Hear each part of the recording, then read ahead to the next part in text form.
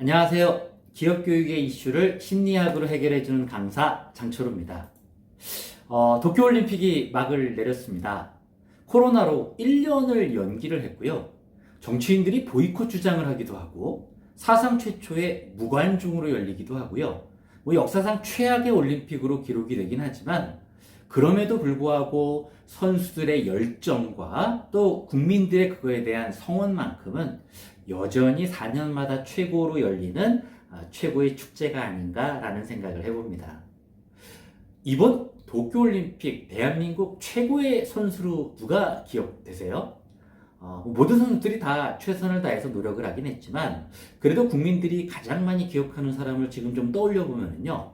뭐니 해도 최고는 식빵 언니 김연경 선수, 경례가 너무 멋있었던 육군 일병 우상혁 선수, 또 박태영 이후 모처럼 수영에 대해서 관심을 끌게 했던 우리 기대주 황선우 선수, 그리고 탁구 신동 신유빈 선수, 막 기억나는데요.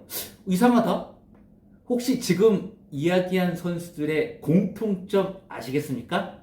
네, 놀랍게도 모두 노메달이라는 겁니다.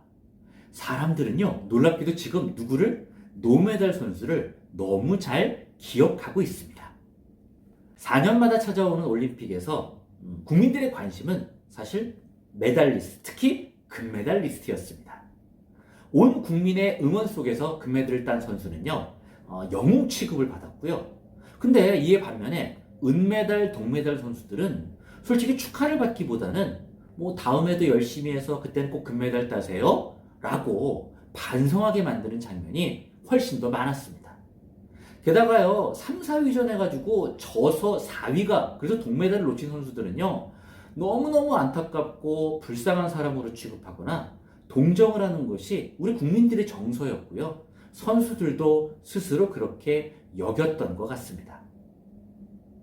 저는 아직도 기억이 나는 게요, 여자 구기 종목에서 우리나라가 결승전에서 졌습니다. 금메달을 놓친 거예요. 은메달을 딴 거죠. 그래서 경기 직후 선수들이 너무 막 억울하다면서 막 눈물을 흘리더라고요. 거기까지는 이해할 수 있습니다. 근데요, 시상식이 됐는데 여전히 선수들이 막 눈물을 흘리고 있는 거예요. 그래서 은메달을 수상했다는 것에 대한 기쁨의 어떤 축하는 거의 못한 채 그냥 너무 안타깝게 국민들도 막 이렇게 봤고요. 놀라운 건 그걸 옆에서 지켜보던 동메달 선수들이 도대체 이해할 수 없다라는 표정을 지었던 그런 기억이 지금도 생생합니다. 자, 그랬던 우리나라 국민들 그리고 선수들이 지금은요, 메달 색깔에 상관없이, 메달을 따지 못한 선수들에게 오히려 더욱 열광하면서 성원과 관심을 보내고 있습니다. 왜 이렇게 바뀐 걸까요? 세대가 바뀌었다, 국민들이나 선수들의 의식도 개선됐다, 이런 것들이 이유일 수 있겠지만 저는요, 그 모든 것을 포괄해서 이렇게 얘기하고 싶습니다. 그것은요, 우리 국민들이 예전에 비해서 지금 많이 행복해졌다라는 얘기입니다. 올림픽 순위에 관해서 논쟁이 있습니다. IOC는요, 공식적으로 어느 나라가 그 올림픽에서 1등을 했다라는 것을 발표하지 않습니다. 그러다 보니까 나라마다 올림픽 순위를 정하는 방식이 조금 다릅니다. 우리나라를 비롯한 중국, 일본은요, 금메달 우선 방식입니다. 그래서 금메달 하나를 따면은요, 은메달 100개를 딴 나라보다 더 순위가 앞섭니다. 반면에요, 미국을 비롯해서는요, 메달 순위 총 집계 방식으로 정하는 나라들도 있습니다. 이들의 순위는요, 금, 은, 동 모든 메달의 합계가 가장 많은 나라가 우선순위가 되는 종합 메달 방식이죠. 이 두 가지 방식을 놓고 어디가 1위냐를 놓고 2008년도 베이징 올림픽 때 미국과 중국이 굉장히 큰 다툼을 벌였던 기억이 납니다. 금메달 순위로는 중국이 앞섰는데 메달 총 합계로서는 미국이 앞섰거든요. 그래서 양국의 네티즌들 사이에서는 서로가 1등이다, 그렇게 주장을 했던 기억이 납니다. 그렇다면요, 왜 이런 차이를 보이고 이 차이의 의미는 도대체 뭘까요? 이것을요, 행복의 관점에서 풀어낸 사람이 누구냐면 서울대학교 심리학과 최인철 교수님이십니다.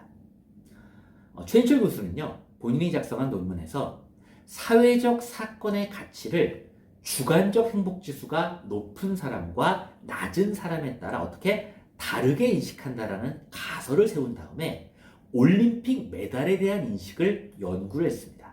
그리고 그 논문에서는요, 두 가지 결론을 내립니다. 첫째, 행복한 사람은요, 종합 메달 방식을, 불행한 사람은요, 금메달 우선 방식을 선호한다라는 얘기입니다. 행복은 강도가 아니라 빈도다. 에드 디너의 말처럼요, 이는 이미 수많은 연구 결과에서 합의된 행복과 관련된 명제입니다. 그래서요, 행복한 사람은요, 불행한 사람들에 비해서 어떤 특징을 갖고 있습니까? 굉장히 감사함을 더 크게 갖고 있습니다. 그리고 불행한 사람들은요, 굉장히 극단적으로 만족을 추구하고 작은 긍정적인 것을 놓치지만 행복한 사람들은요, 극단적인 것보다는 적당한 만족을 추구하고요, 작고 긍정적인 것에 훨씬 관심이 있습니다. 그리고 뭔가를 평가하는 것보다는 즐기는 것을 더 좋아하죠. 이러한 맥락을 가리키다 보니까 주관적 행복지수가 높은 사람일수록 모든 메달의 가치를 소중히 여기는 종합 메달 방식을 더 선호하고 높이 평가합니다. 자, 두 번째, 행복한 사람은요, 불행한 사람들보다 은메달, 동메달의 가치를 더 높게 평가합니다. 연구팀은요, 금메달 하나가 은메달 몇 개랑 같은 가치를 갖고 있을까? 또는 동메달 몇 개랑 같은 가치를 갖고 있을까라는 걸 통해서 연구를 했는데요. 주관적 행복지수가 높은 사람은요, 금메달 1개가 은메달 2.68개, 동메달 6.35개에 해당한다고 답했지만, 주관적 행복지수가 낮은 사람은요, 금메달 1개가 은메달 4.14개, 동메달 9.57개에 해당한다고 답했습니다. 즉, 행복할수록 은메달과 동메달의 가치가 행복하지 않은 사람들에 비해서 더 높았다라고 결론 내릴 수 있다는 얘기인 거죠. 코로나의 경제위기에 또는 부동산의 빈부격차에 점점 더 세상이 각박해지고요, 우리 국민들의 행복지수가 낮아진다고 많은 사람들이 얘기합니다. 예전이 훨씬 좋았다고 말하는 꼰대들도 많고요. 이 모든 게 다 누구 때문이라고 비난의 화살을 누구 한 명에게 돌리며 흥분하는 사람들도 있습니다. 하지만요, 제 생각은 좀 다릅니다. 우리 국민들은요, 분명히 점점 더 행복해지고 있습니다. 작은 것에 더 큰 기쁨을 생각하고요, 그것에 만족하려고 되게 많이 노력하고 있습니다. 스스로 행복을 찾아 각자가 할 수 있는 일에 최선을 다하려고 하고 있죠. 4등을 해도, 예선 탈락을 해도 최선을 다했으니 기쁘게 웃을 수 있는 선수들, 그리고 그 선수들을 격려하고 결과에 상관없이 성원하는 국민들. 대한민국은요, 이제 더 이상 불행한 국가, 불행한 국민들이 아님을 여러분들이 꼭 기억하셨으면 좋겠습니다. 감사합니다.